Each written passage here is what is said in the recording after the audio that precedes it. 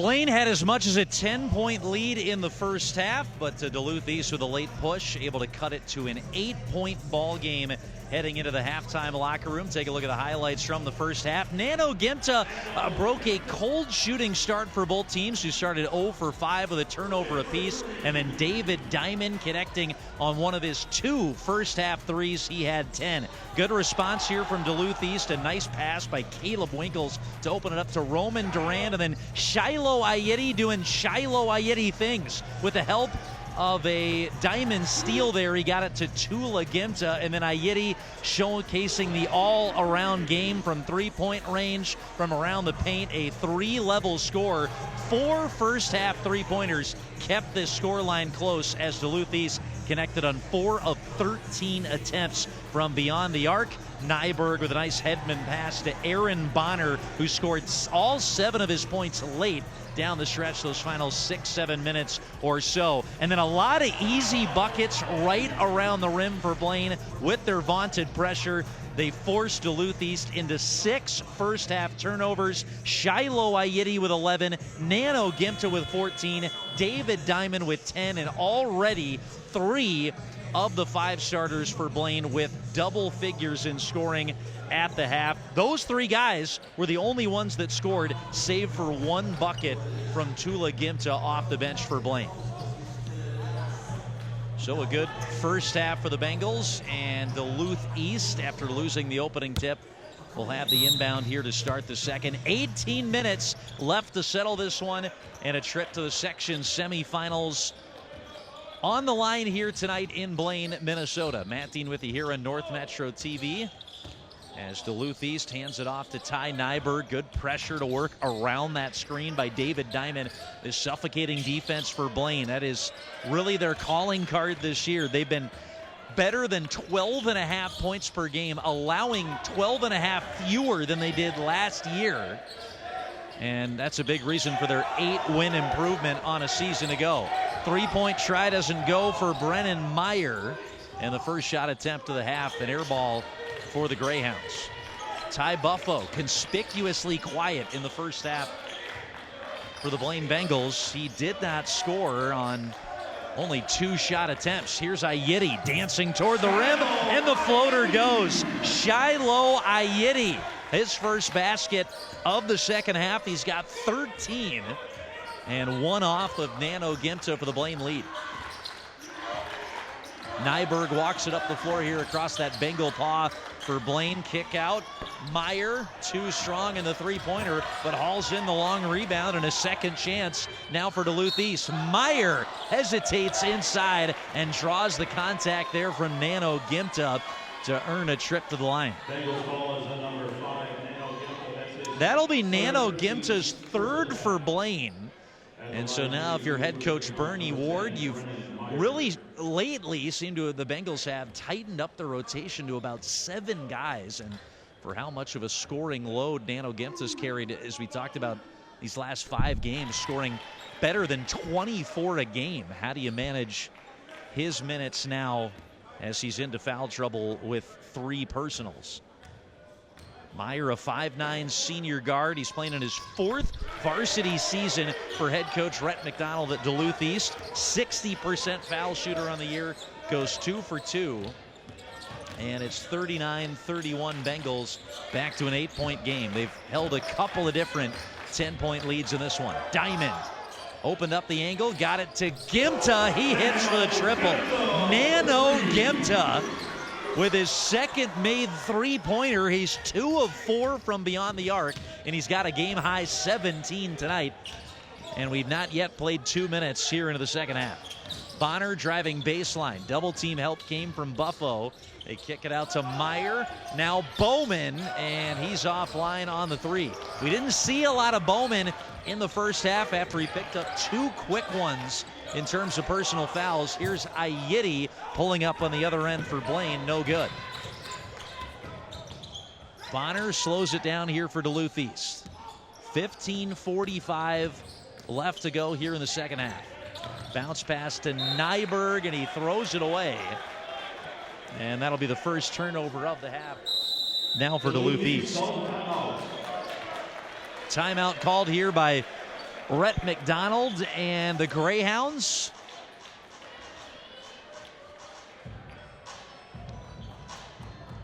Winner of this one will take on the winner of Centennial's matchup tonight. The Cougars are the 3 seed in the Section 7 4A tournament. So if Centennial wins elsewhere up here in the North Burbs, Blaine and Centennial will rematch in the semifinal round, which will be playing at 1 p.m. Here's a flashback to the last couple of years in the section playoffs. Blaine taking on Anoka 2 years ago in this section quarterfinal matchup and falling 89-76. David Diamond among some of the few returners that remain from that team. They got Anoka again last year as the home team in the 4 versus 5 seed matchup. Blaine by a possession falls to the Tornadoes, the 4th straight year with a playoff loss. Well, now Blaine with a fresh perspective and a new head coach, and they are the 2 seed in the Section 7 tournament and hoping to end that 4-year playoff drought with head coach Bernie Ward at the helm now for the Bengals. Their 2 seed, as we mentioned towards the top of the broadcast, is the best seeding the Bengals have got in 6 years. They were the 1 seed 6 years ago. Here's Buffo trying from 3. He misses, but is fouled by Ty Nyberg out on the perimeter, and that's going to be Nyberg's 3rd of the game. And for the 2nd time, Blaine will send a man to the line to shoot 3. This time it's going to be Ty Buffo, a 74% foul shooter on the year. When Blaine got that 1 seed 6 years ago, they got all the way to the section final, but lost to Cambridge Isani to go to state. So Blaine still 5-time state tournament qualifiers in school history. Their last trip coming back in 2016. And Buffo only took 2 shots in the first half. Both were 3-point misses. He goes 1 for 3 on that trip to the line. He is only the 5th Bengal on the score sheet here tonight for Coach Ward and Blaine. They've been led by the Stars here tonight. Tough shot by Nyberg. He wanted a call. It's not going to come. Blaine throws it away, trying to push up the other end of the floor. Bonner pitches it underhand to Winkles, and they get it around to the hands of Brennan Meyer. Guarded by Buffo out here in the right wing. Inside to Winkles, backing down Ayiti. Nice cut to the basket there by Bowman, and he finishes for the first time. Scoreless in the first half when he largely sat on the bench in foul trouble. And it's 44-33. Bengals turn it over for a 2nd straight possession. Nyberg gives it up, but it falls fortuitously to Aaron Bonner. His first basket of the second half, and he's got 9. 44-35. The 11-point lead the Bengals had just moments ago, the largest of the game so far. Gemta can't cast off from 3-point range. Tie up and a steal, and the Bengals push. Thrown away, trying to get it to Buffo was Nano Gemta, and now Blaine have coughed it up on 3 empty possessions without a shot. 14-11 left to go here in the second half. They've still got a 9-point advantage here at home in the Bengal gym. So we showed you some of the highlights of those 2 quarterfinal losses the last 2 seasons to Anoka. As we showed you in the first half, the Tornadoes, really senior heavy group, look like the favorites in the section. They're on the other side of the bracket from Blaine, so big for the Bengals to get that 2 seed, meaning they wouldn't have to face the Tornadoes until we're talking about a section final with a trip to state on the line. And David Diamond, you see the pride that he takes in his defense. He gets fired up about a tie-up, and that wins the ball back for Blaine. You got to have that kind of mentality to play as many minutes as David Diamond does. 3rd-year varsity player and one of the vocal leaders on this team. Coach Ward, when we chatted with him earlier this year, told us Diamond's the guy that really is that floor general, in particular on the defensive end, where he calls out the assignments and keeps everybody organized on that end of the floor. Here's Ayiti. How about that roll to the basket with the right hand? Circus shot for Ayiti. It'll go for Blaine. Shiloh Ayiti, the hoop and the harm. and they're going to get Simon Winkles with the foul, rolling to the hoop, and that's a prayer for anybody else, but Ayiti with the finger roll goes up and under. He knew that was good, and he'll finish off the three-point play, a sweet 16 for a terrific player, the junior guard, working on a special game here for Blaine. We mentioned the three Bengals that can all kind of go off for 30 points on any given night. Ayiti is averaging nearly 24 a game over his last 5. He dropped 34 at Coon Rapids earlier this year, and he just had a 28-point game in a section win against Cambridge Isani as recently as Thursday. There's a try from the top of the key, and Duluth East scores on the second chance opportunity. Hitting it was Caden Meyer, a sophomore off the bench for the Greyhounds. 13 minutes left to play, and again, Blaine have looked good, but Duluth East have hit some timely buckets and keep hanging around. That would have been a wonderful make for Ayiti. Tough runner off the finger roll. Nyberg straight to the basket in a beeline to the tin, and he scores to get himself to 10 here tonight. 47-40, and Duluth East, they're more than hanging around. They're within a handful of possessions. Diamond looking for his third three, left it short. Diamond was 2 for 3 from beyond the arc in the first half, in addition to his usual stalwart defense that he plays on this end of the floor. 12:15 left to go. Nyberg guarded by Diamond. Number 2 getting that tough assignment, but the Bengals, as they like to do, they'll switch on anybody. But Diamond, the primary on-ball defender, it would seem, for Nyberg so far. There's Tula Gimta coming up with a steal, running the floor and finishing. Shades of his older brother.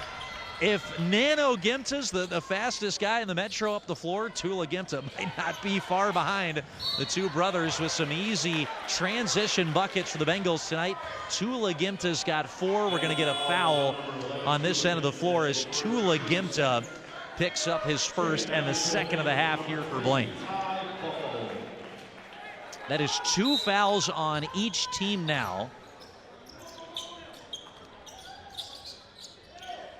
And Duluth East gives it up on the inbound. A steal by Nano Gimta, works it out. Buffo from off the bench, and he can't connect on the three-pointer. Buffo's cold shooting start continues. He's 0 for 3. Here's a try on the other end by Bement, and he misses from 3 for the first time.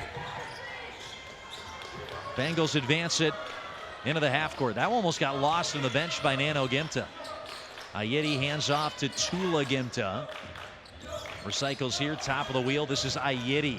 The stop and start, everything but the finish there for Ayiti. And again, I made that comment once earlier. Even on his misses, Ayiti never looks sped up when he's on his way to the basket. And just a little off the line there as Rhett McDonald and Duluth East will call their second timeout of the half. 49-40.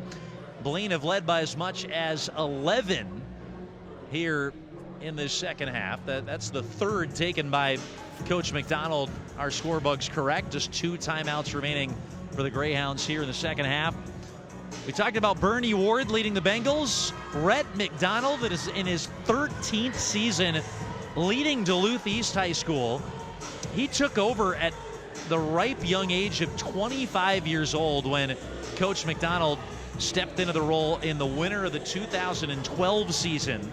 He took the Greyhounds to their first trip to state in 9 years back in 2021, and a record for Coach McDonald of 185 and 65 in his time so far at Duluth East. His assistant coaches include Damian Paulson as varsity assistant, Andy Schmitz, and Kyle Markshausen.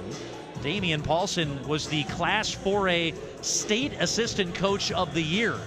He was named that for the Greyhounds last season, the varsity assistant on head coach Rhett McDonald's staff. There's Coach McDonald and a storied family, really the first family of high school basketball in Minnesota.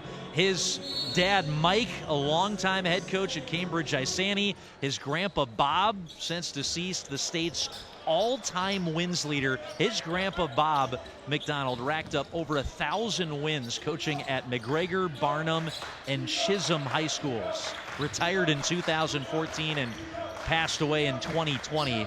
Bob McDonald, the state's all-time wins leader. That one batted out of bounds, they'll say, by Duluth East, and it'll be Blaine basketball. Turnover for the Greyhounds, their 12th of the game, 6th already here of the second half. Yeah, Rhett McDonald, his dad coaches at Cambridge Isani, like we mentioned. They're also in this section, and so is Kyle McDonald, Rhett's brother, who is the Forest Lake head coach. You've got a dad and 2 sons who are all head coaches of 3 of the 8 teams in Section 7 4A that the Bengals occupy. David Diamond with the finish and the foul. Chance at a 3-point play. Number 2's got a dozen here tonight for the Bengals.